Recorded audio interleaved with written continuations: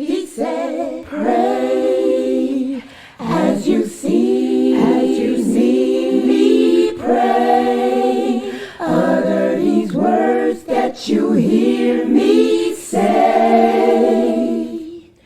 Based on the Sunnah, worship Him, just follow them.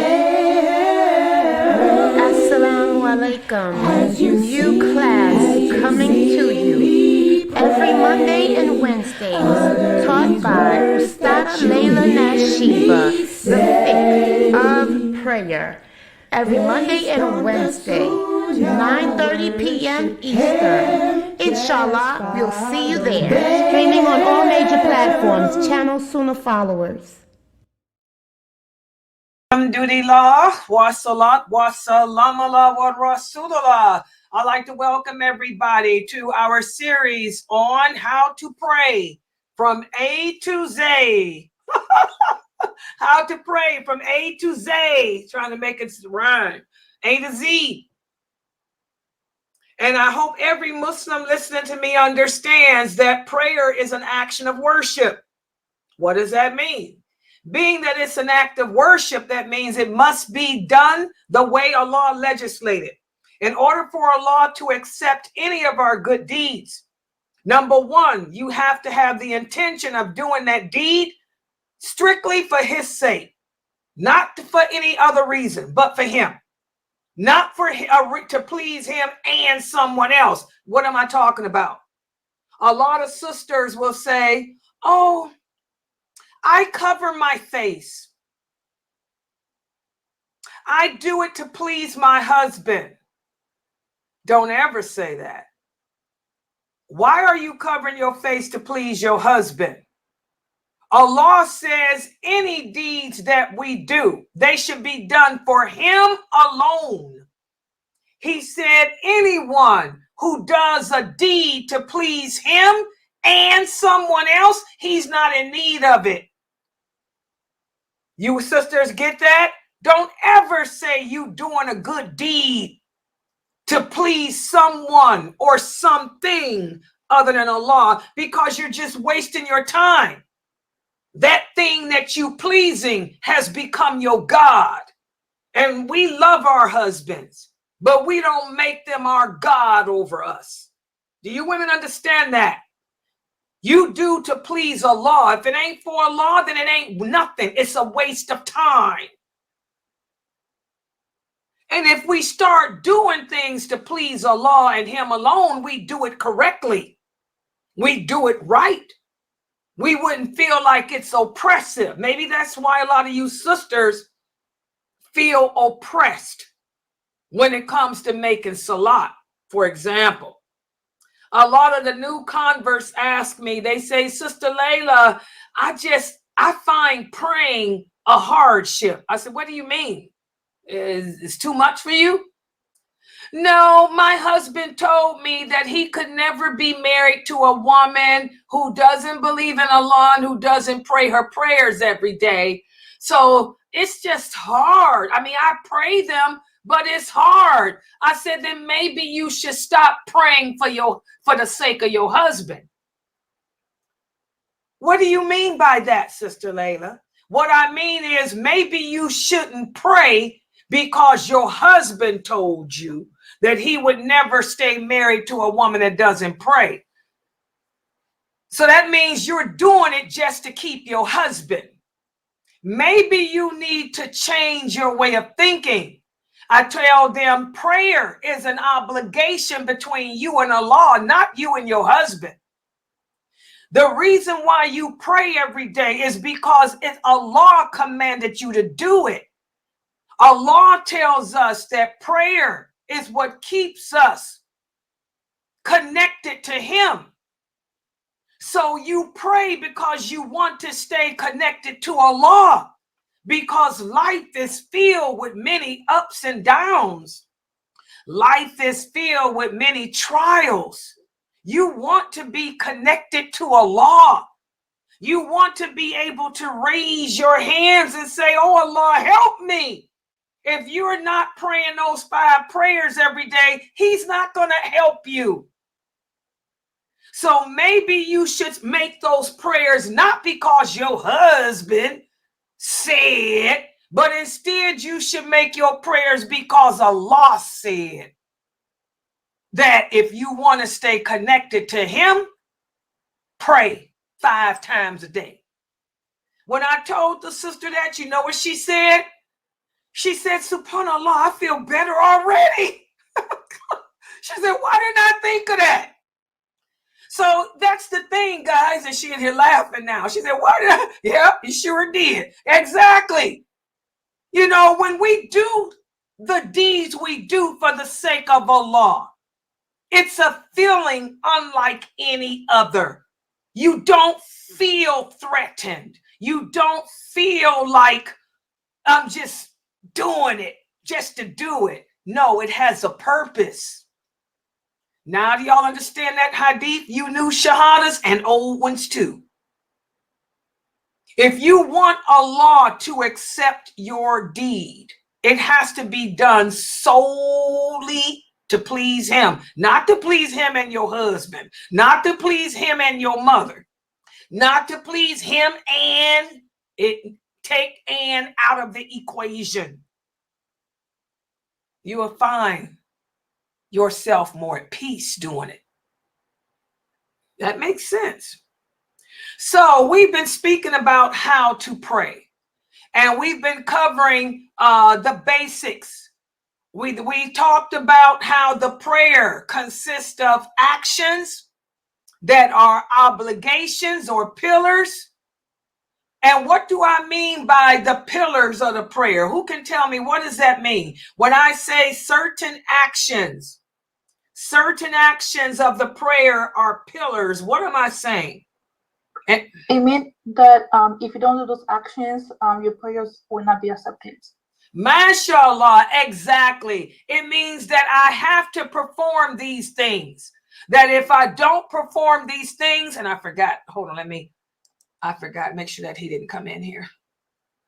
That loser, and because he did try to come in earlier. Let me close it up. There, he can't come now.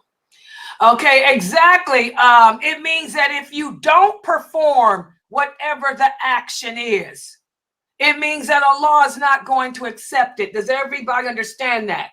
Brothers and sisters, Nadia said it means exactly, Sister Nadia, exactly. If you don't do it, the prayer is not accepted. So we have to put that in our mind, that there are certain things, if I don't do them, I'm wasting my time. This prayer is null and void. And we talked about some of the pillars of the prayer the last time we met. Let me put the PowerPoint up on the screen. Let's see. Prayer. Let's get down to business. We starting off with a quiz. You know, here we go. Which of the following things, I want you guys to tell me if what I'm getting ready to show you, if this is a pillar of the prayer or not. The intentions.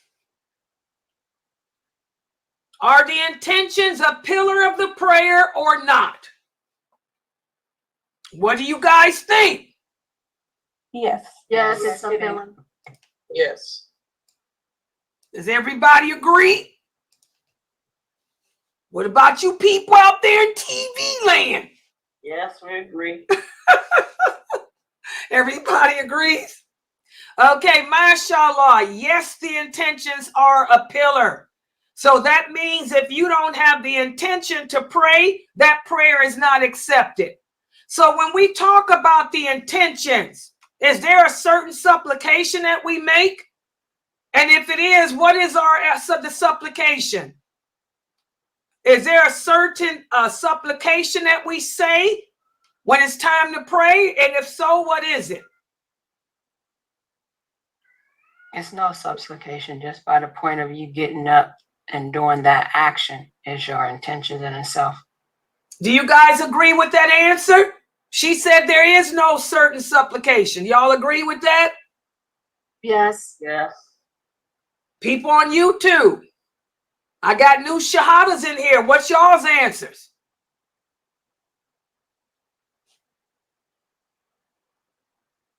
Okay, this person typed the e-comment. Is the e-comment a part of the intentions to pray?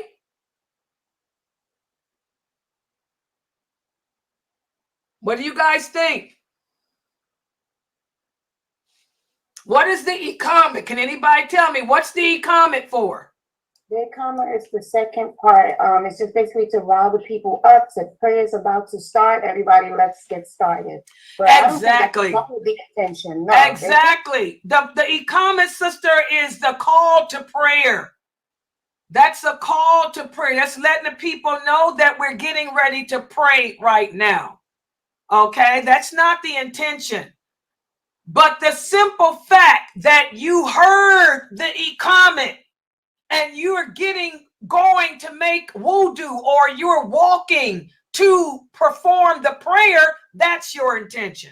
I want you guys to remember that the Prophet Muhammad said intentions lie in your heart and they're followed by actions. So if I want to pray Fajr, I'm going to wake up. I'm going to wake up. That's my intention. That's the first act I'm going to do. I'm going to wake up and then go to the bathroom to make my wudu. That's my intention. The fact that you know it's time to pray and the fact that you're getting ready to pray right now, that's your intention. So you will come upon, and I know I have a lot of people listening to me who are from Shiite backgrounds and Sufi backgrounds and other backgrounds. Okay? And they tell you that there is a supplication you're supposed to say. And some of you were afraid to type it. Well, I'm going to say it for you. Niyat, nuwayda wa nusalli salat al-fajr. Rakatain rakats, inshallah, or niyat, nuwayda wa nusalli salat al-isha, arba rakats, inshallah. Yeah, I speak Arabic. I'm Arabic. I just don't speak it well. All right? Isn't that what you guys were taught?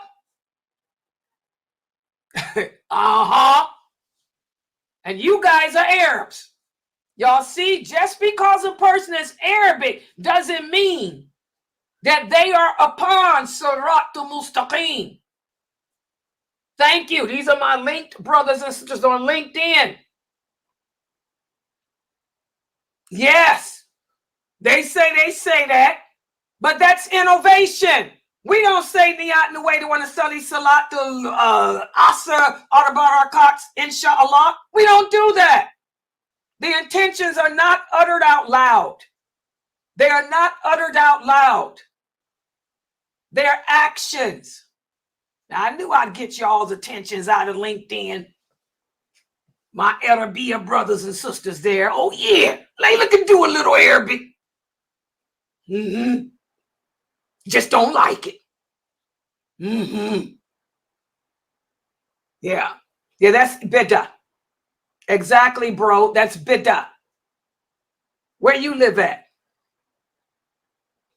You're in Jordan? Mashallah.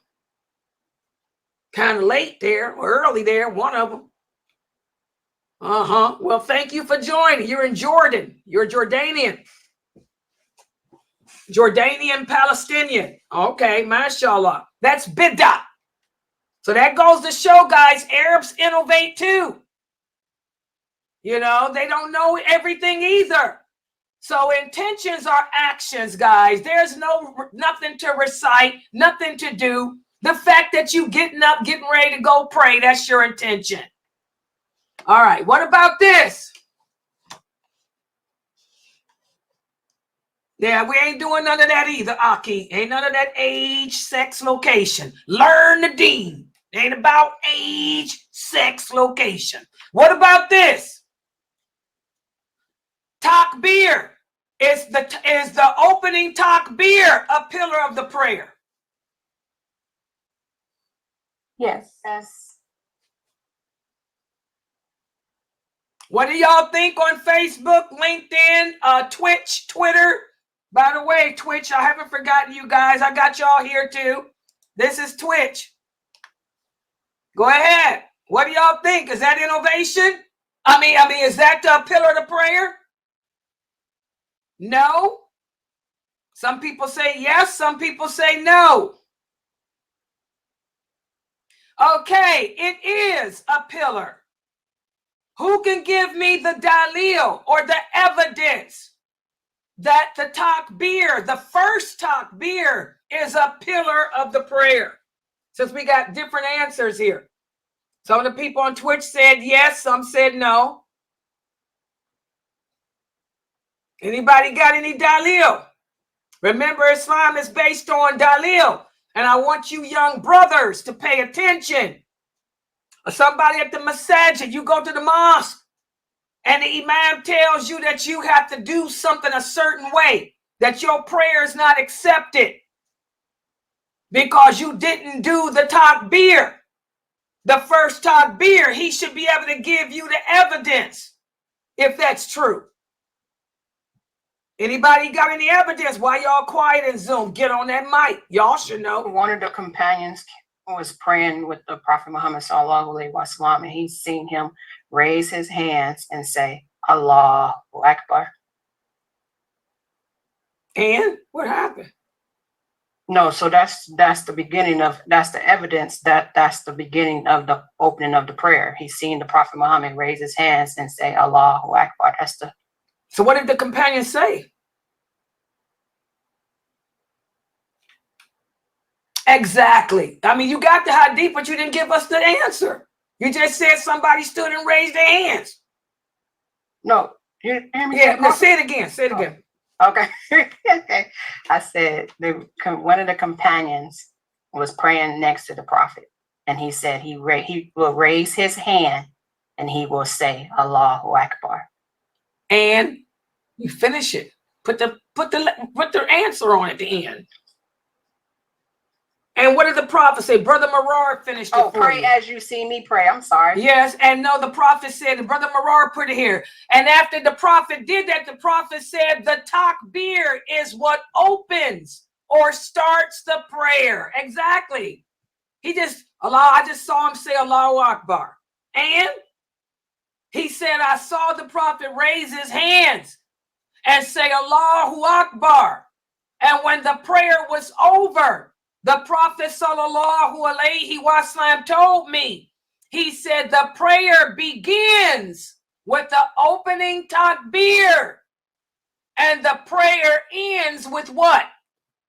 What's the rest of the hadith? Yes, say it again. The taslim. The taslim. Yeah, put the answer in there. You just said what he did, but you didn't give us okay, I'm sorry. Yeah, exactly. But that's the hadith. She got it. So that's the dalil. And I want you young brothers to remember that if somebody is correcting you and telling you that you're doing something wrong, they should be able to give the evidence. If the imam pulls you to the side and says, you got to pray that prayer over. Why? Because you did not raise your hands. Do y'all know that there is a group of Muslims that don't raise their hands when they pray? They pray like this with their hands at the side. If I'm praying with like this without raising my hands, did I open my prayer up? No. You got to raise those hands and say Allahu Akbar. You don't just come to the prayer and say Alhamdulillah Rabbil Alameen, or just come into prayer and say Assalamu Alaikum, Allahu Akbar. No, where them hands at? The opening takbir. Now, if you're unable to raise your hands, that's different. What about this? My hands are in a sling. I can't raise my hands. I was in an accident. Is my prayer accepted if I just say Allahu Akbar and start praying? Is my prayer accepted then? What do y'all think? Yes, it's still accepted. Yes, it's accepted. Why? Why is it accepted? Because if you weren't in that situation, you would raise your hand. It's not accepted because I can't. Not because if I weren't, I can't raise my hands. It's impossible. Y'all understand? But if you're able to raise your hands, raise them. If you're unable, that's different. And those brothers that do not raise their hands are from the Maliki method. They think that you don't have to. And we'll talk about that later. Okay, but the opening takbir of Allahu Akbar, that is a pillar. The opening takbir. What about the other takbirs? Are they pillars? What about raising my hands before I bow and stuff? Are those pillars? What do y'all think? This is Sunnah. Right, we're going to go over that till next week. Those are Sunnahs. All right, let's look at this one. What about this question? Is standing a pillar of the prayer? Yes, it is. Yes. Okay, good job. Yes, it is. Standing is a pillar. What about this? I cannot stand up because I got a problem with my back. So does that mean I don't have to pray? No, that Well, you doesn't still mean. have to pray. The Prophet ﷺ said, if you're not able to stand, you can pray sitting. Exactly. I still have to pray. I just pray sitting down if I can't stand. Okay?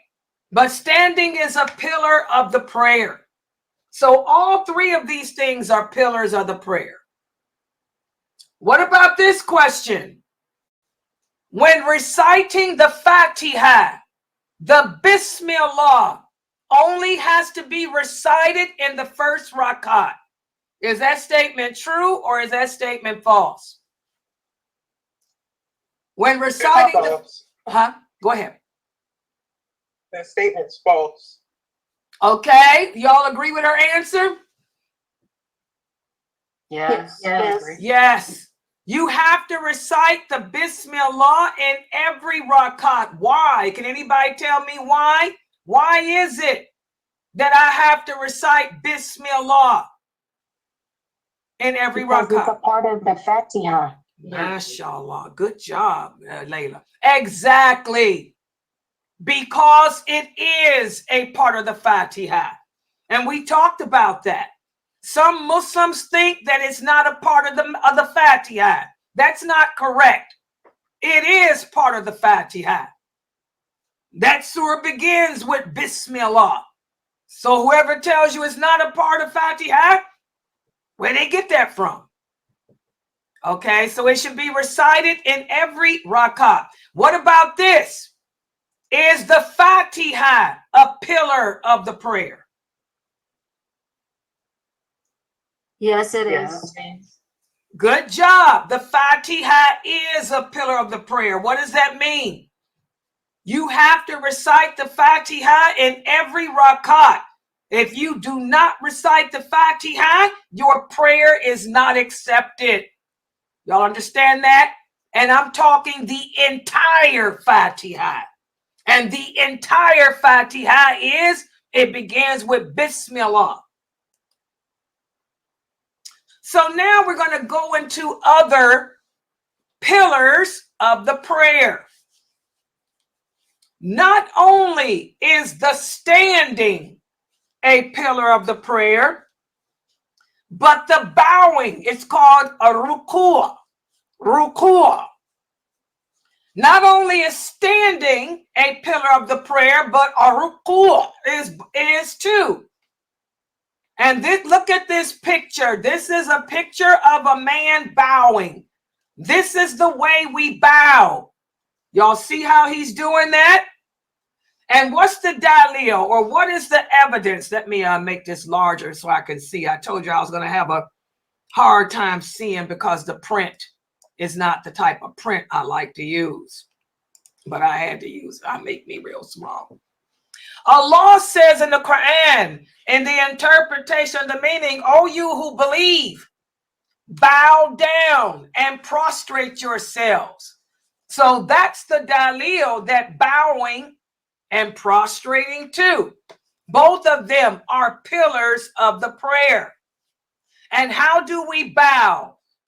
I want all of you to take a screenshot of this picture. This man is doing it perfectly. You bend over, putting your hands over your knees like he's doing.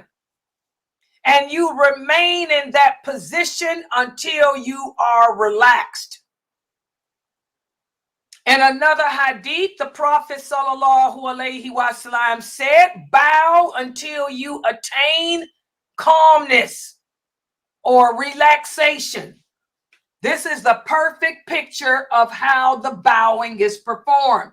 And by the way, women, there's no difference. Women pray the same way that the men do. Yes, you put your butt up too.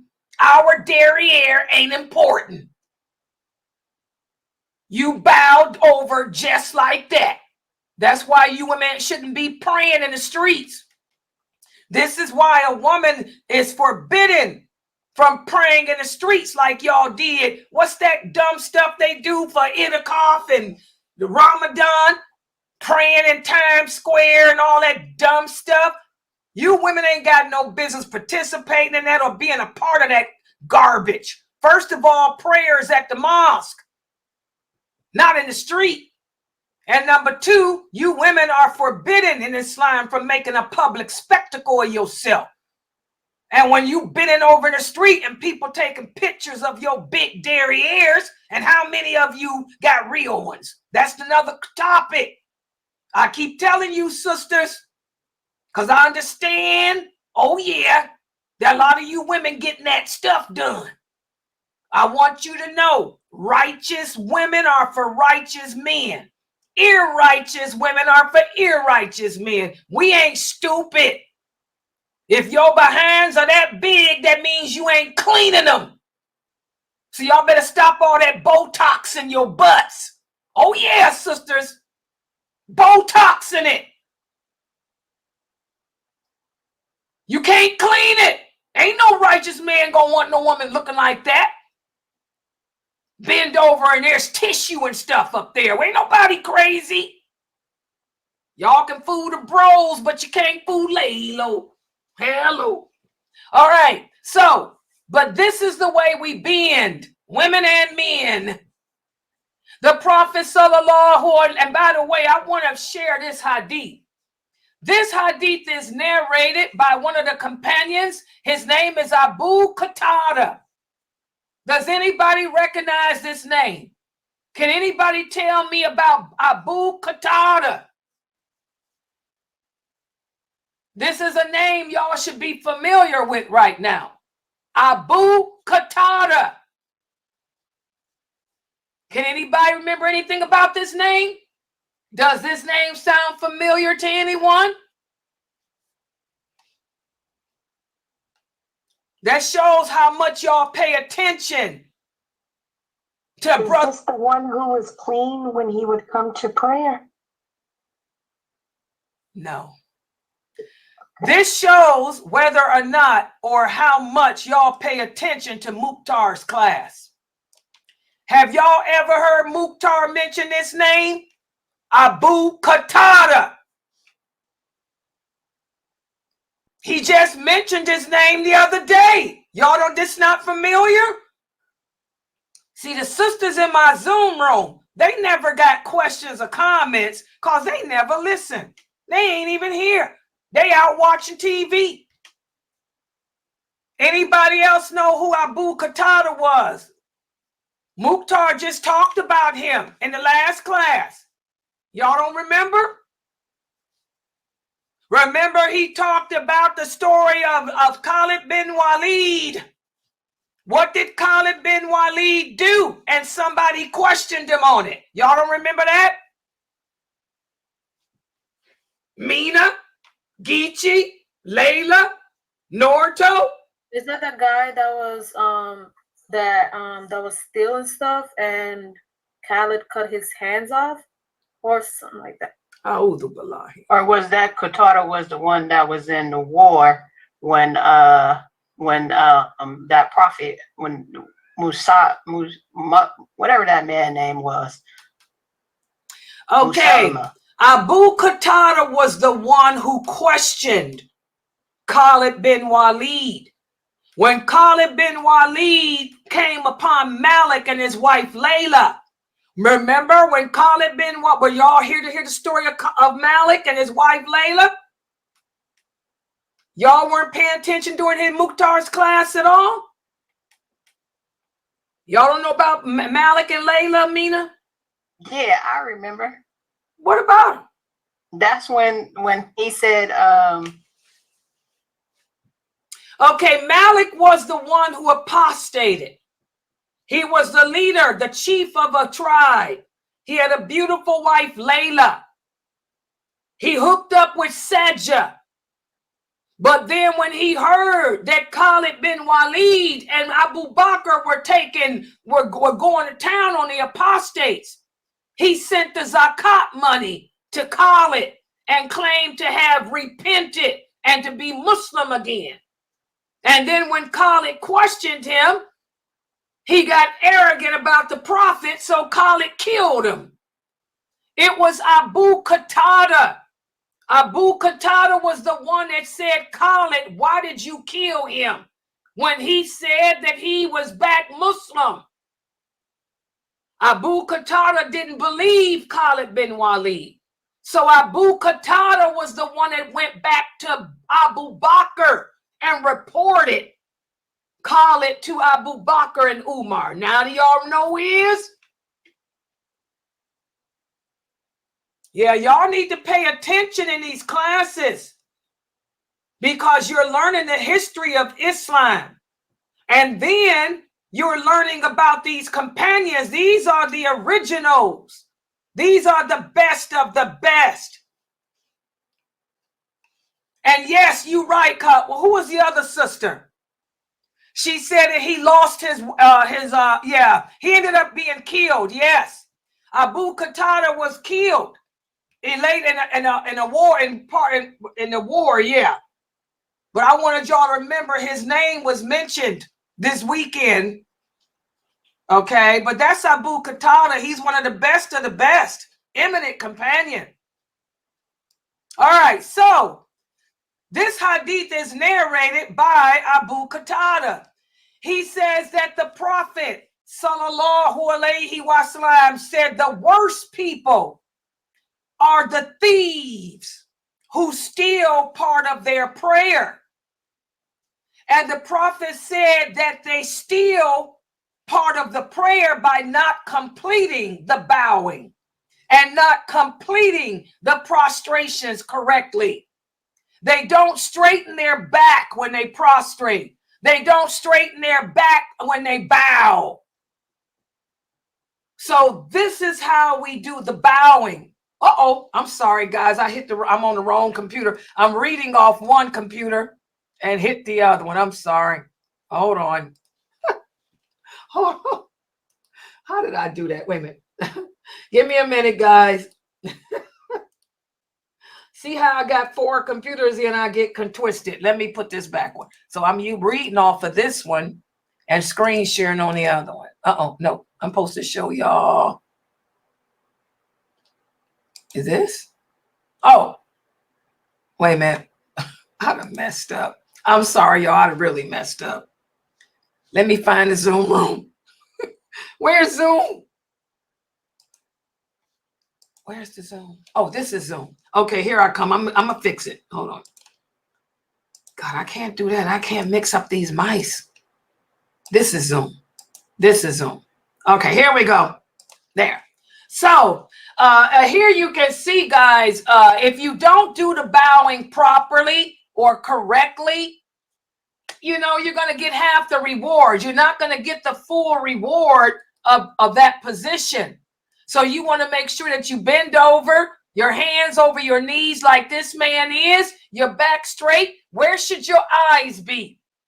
Your eyes should be on the spot on the floor where your head will meet. You guys understand what I'm saying? Your eyes should be focused on where your head will meet when you prostrate. Okay? Also, we have another hadith where the Prophet ﷺ said, the prayer of the person who does not straighten his back when he bends and prostrate is not accomplished. So all these hadiths are authentic. And here's the sources of all these hadiths. One of the companions, Hudayfa, when Hudayfa saw a person not straightening his back when he bowed, he told him, he said, you have not prayed. And if you were to die right now, you would not die upon the religion of the Prophet Muhammad. So that's a pillar. All of these hadiths are pillars that not only is the bowing a pillar of the prayer, but you have to do it correctly. If you're not bowing correctly, your prayer is not accepted. Okay? And again, after you bow,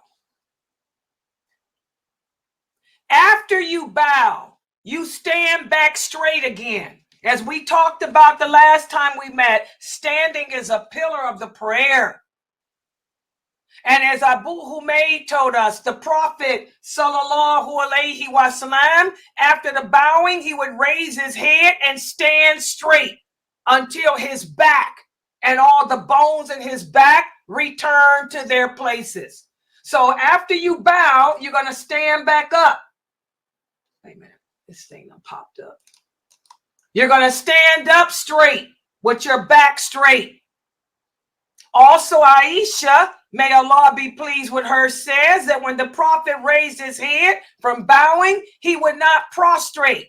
He wouldn't go down to the floor to prostrate until he stood up and his back was straight.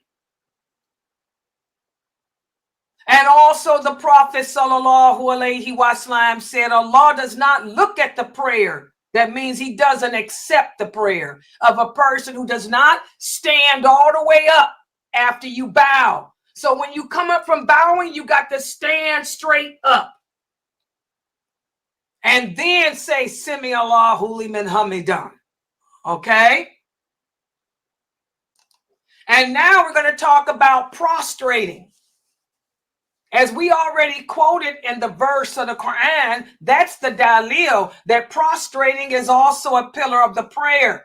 And when you prostrate, you don't want to rush through it. You want to go all the way to the floor when you prostrate until you get that calmness. Okay? And then when you come up from prostrating, you're going to go into the sitting position. The sitting position is also a pillar. So the standing, the bowing, the prostrating, and the sitting are all pillars of the prayer. That means if you don't do them all and do them all correctly, your prayer is not accepted. And this is how the prostration looks. Y'all see this picture here? This is a picture of how the prostration looks from the front. Your hands should be on the floor, all your fingers, your elbows raised up, your forehead and your nose should be touching the floor. So the face, the hands, the knees, and the feet should all be touching the floor when you prostrate. The Prophet ﷺ said, when a person prostrates, the 7 body parts prostrate with you. And those 7 body parts are your face, your hands, that's 2, and your knees, that are 2, and your feet, the toes of your feet. They prostrate with you. Also, Ibn Abbas tells us that the Prophet ﷺ ordered us to prostrate on the 7 bodily parts and to not play with our clothing. or our hair. And those body parts are the forehead, the hands, the knees, and the feet. In another hadith, the prophet said the forehead, and he pointed to his nose, because the forehead includes the nose. When you go to the floor and put your forehead on the floor, your nose is going to touch the ground too. The hands, both hands, flat on the floor. The knees and the feet, just like this man is doing. Y'all see that? This is, take a screenshot. This is a front view of the prostration. So when you prostrate, you're going to put your forehead on the floor. That means your nose is going to touch the floor too. All right? And don't play with your clothes and all that. Just prostrate. The Prophet Muhammad prostrated in mud before. And again, the last, not the last, another pillar of the prayer is the recitation of the Tashahhud. Remember, I told you new shahadas. The only Arabic that you have to learn is Al-Fatiha and the Tashahhud. That's it. You ain't got to learn how to speak Arabic to be a Muslim. Anyone that tells you you do, tell them to bring the proof. Also, you will hear some ignorant Muslims tell you that unless you learn Arabic, you will never understand but a third of the Quran. These are idiots too.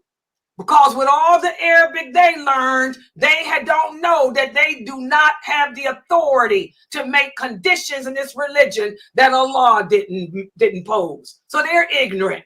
That's racism. I don't speak Arabic, and I dare somebody to dance toe to toe with me. Hello. The Prophet Muhammad said, all you need to learn, you will never understand this religion until you learn the hadith. That's what the prophet said. He didn't say learn Arabic. He said you will never understand the Quran and you will never understand this religion until you learn the Sunnah. That's what the prophet said. So anybody telling you to learn Arabic, otherwise you're going to not know the religion, they're stupid.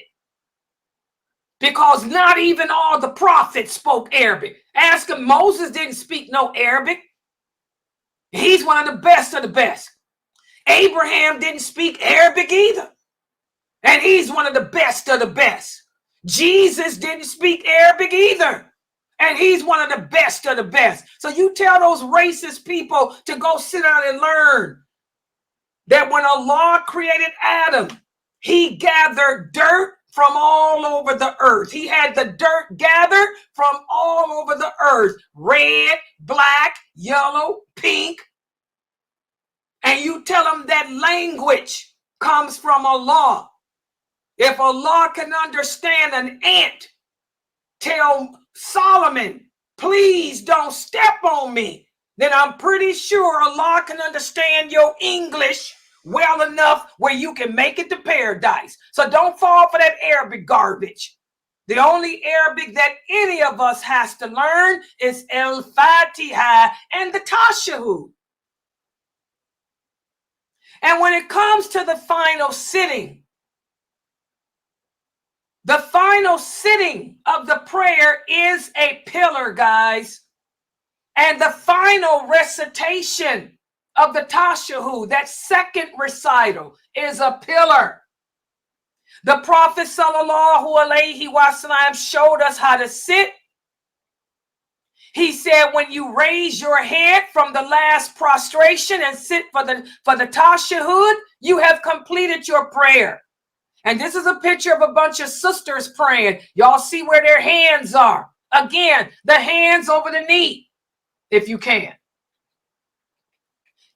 Ibn Qudama, he tells us that Ibn Abbas said, we used to say before the Tashahhud was made obligatory upon us, peace be upon Allah and upon the angel.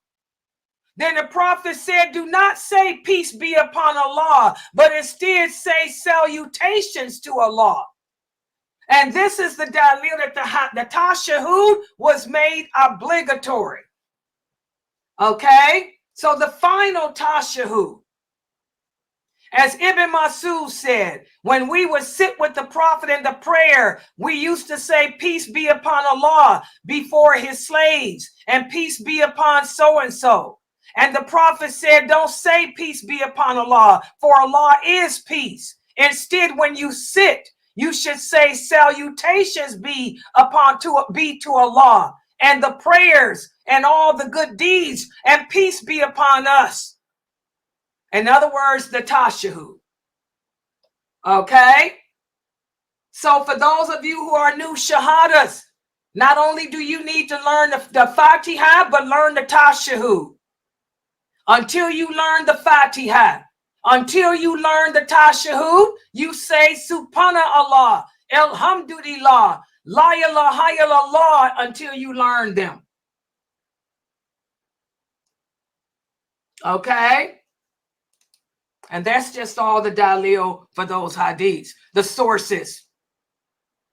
And again, as Ibn Abbas said, the Prophet taught us the tashahud, just like he taught us the Quran. So we say the tashahud the way the Prophet Muhammad sallallahu alaihi wasallam taught us. Okay?